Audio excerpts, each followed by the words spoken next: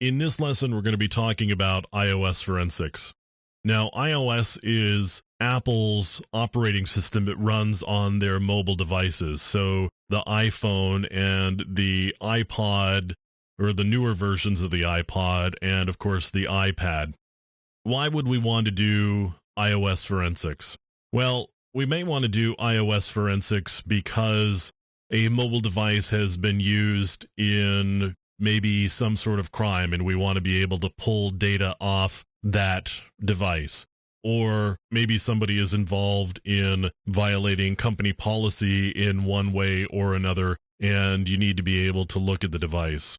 So there's a lot of data that gets stored on these iPhones. And what I've got here is I've got an example of an iPhone up, and I'm actually running a tool called Phone Disk that allows me to browse the phone as though it were just a hard drive.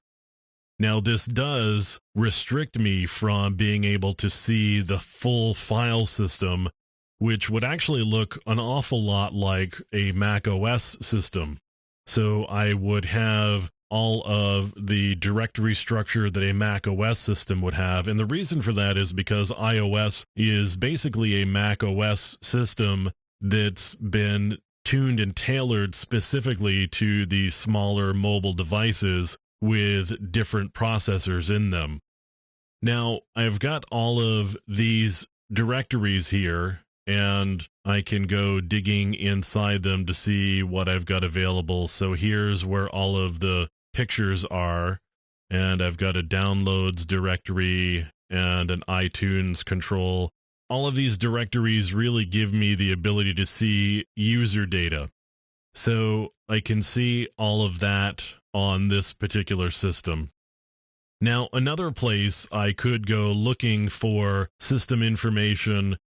So I've got a terminal window open here, and this will give me the ability to go looking inside.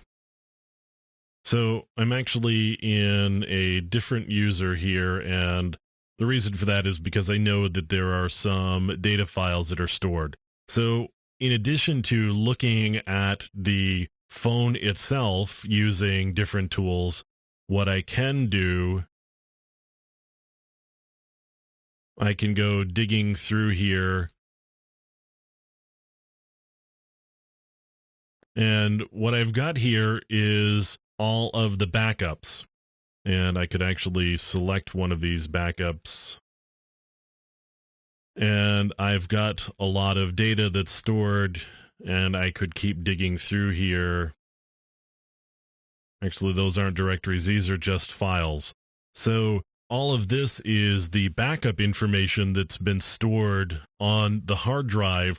At some point, I connected a device, whether it was an iPad or an iPhone, and I actually copied data off of the iPhone and stored it here on my computer. So in addition to being able to look at the directory on the phone itself using a utility like Phone Disk, I could also go digging through the backup. And if you don't have the phone, but you have the computer, you may have almost as good a set of information as if you did actually have the phone, because the backup stores a lot of information.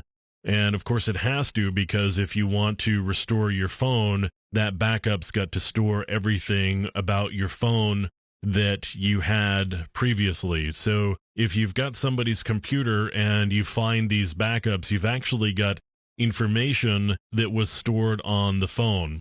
So there are utilities that will look at these iPhone backups and be able to extract information from them. Now, in other lessons, we'll look at some of those tools.